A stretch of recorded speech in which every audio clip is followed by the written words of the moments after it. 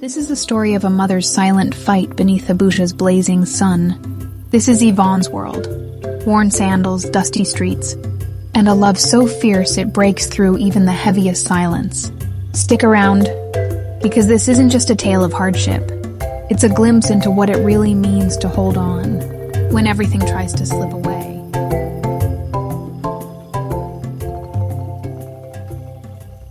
I woke to the familiar hum of Yu's market. Its chaotic symphony, drifting through the cracked window of our one-room home in a crumbling corner of Abuja. The air was thick with the scent of roasted corn and suya smoke, mingling with the dust kicked up by Okada zipping past. The morning sun burned my skin as I stepped outside, its heat a reminder of the long day ahead. My name is Yvonne, and I am a cleaner at Silver Spoon, one of the fanciest restaurants in the city. My life is a quiet struggle, but my heart beats for my two girls, Ada and Neka, who make every hardship bearable.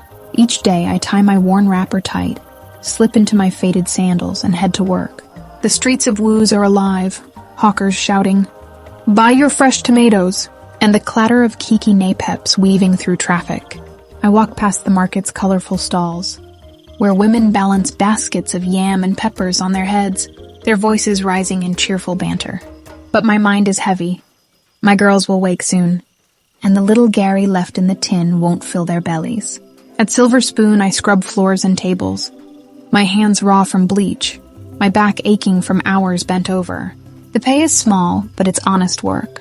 What keeps me going is the hope that one day I'll give Ada and Neka a better life. Tonight, like every night, I'll ask for leftover food. Not for me, but for them. The shame stings, but a mother's love is stronger than pride. As I walk to work, a Hausa proverb echoes in my mind. Patience is the key that opens the door to relief. I hold on to it, praying for strength. Silver Spoon gleams like a jewel in Woos, its glass walls reflecting the city's ambition. Inside, wealthy patrons dine on jollof rice garnished with shrimp, their laughter mixing with the clink of cutlery. My boss, Mr. Emmanuel, or Boss Man as the staff call him, is a man of few words. His tailored agbada swishes as he moves, his polished shoes clicking on the marble floor. Every morning we greet him, "Good morning, boss," and he nods, his eyes sharp, missing nothing.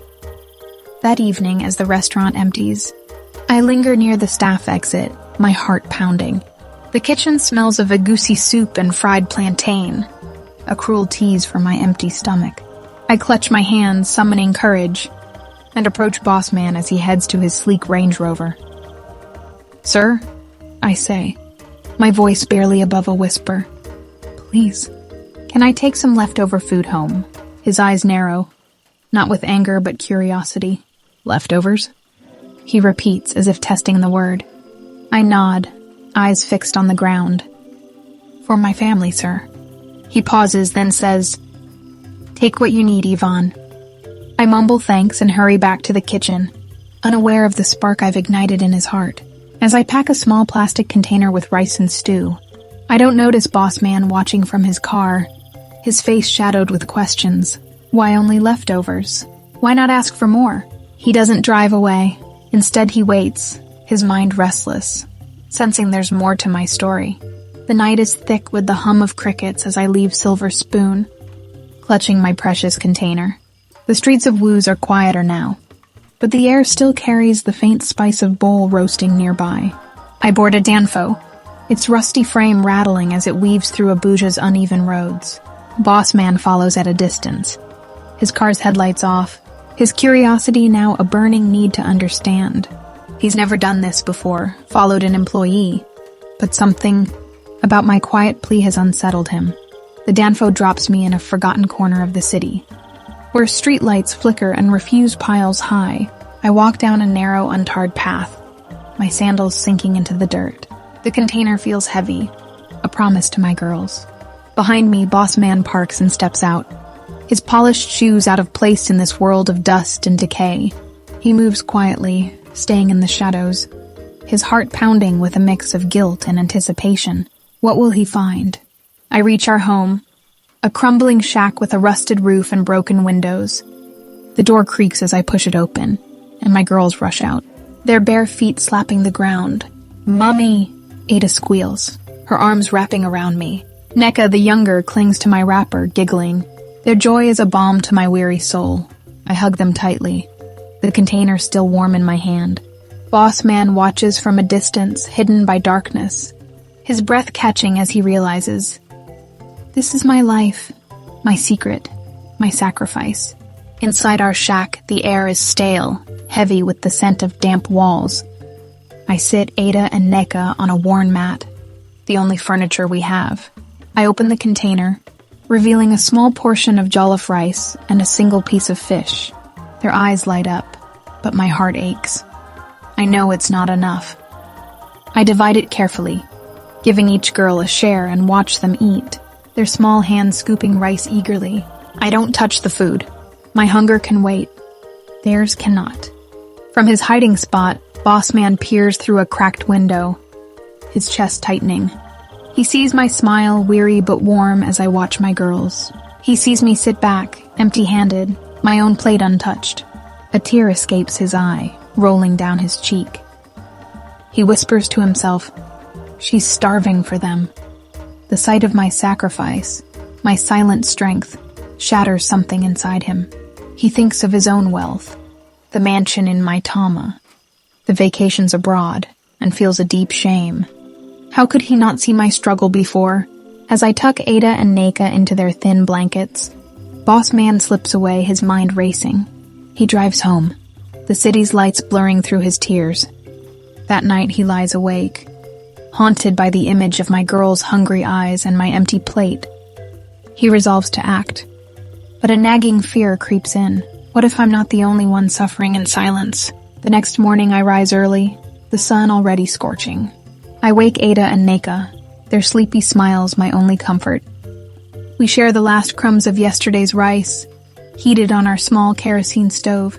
I braid their hair, tying it with faded ribbons, and walk them to the community school, its walls peeling but filled with the chatter of children. Learn well, my angels, I say, kissing their foreheads. They wave as I leave, unaware of the storm brewing in my life. At Silver Spoon I work with extra care, scrubbing tables until they shine, my mind distracted. Rumors swirl among the staff. Someone saw Boss Man lingering late last night. Did I do something wrong? My heart races with fear. What if he thinks I'm stealing? Unknown to me, Boss Man is in his office, meeting with the HR manager. We're failing our workers, he says, his voice firm. Increase their salaries starting today. No one should go hungry. The manager nods, but Boss Man's thoughts are elsewhere. On me, and a plan forming in his mind. That afternoon, a coworker whispers, "Boss wants to see you." My stomach drops. I wipe my hands on my apron and walk to his office, each step heavier than the last.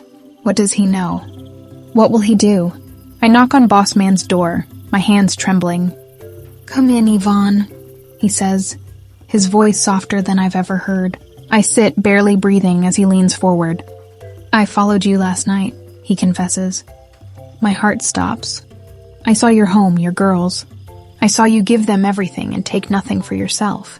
Tears prick my eyes, shame and relief warring within me. "I'm sorry, sir," I whisper.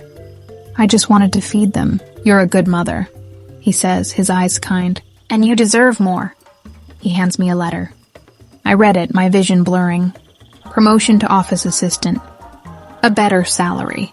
Then he slides an envelope across the desk. "This is for a new home," he says. "A small flat in Garki with water and light for you and your girls." I cover my mouth, tears streaming.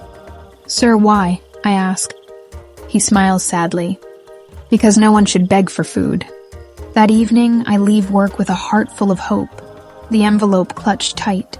I don't know that Boss Man has one more surprise, a school scholarship for Ada and Neka, arranged quietly. As I walk home, the market's noise feels lighter, the air sweeter. For the first time I dare to dream. The next day, a sleek car arrives at our shack.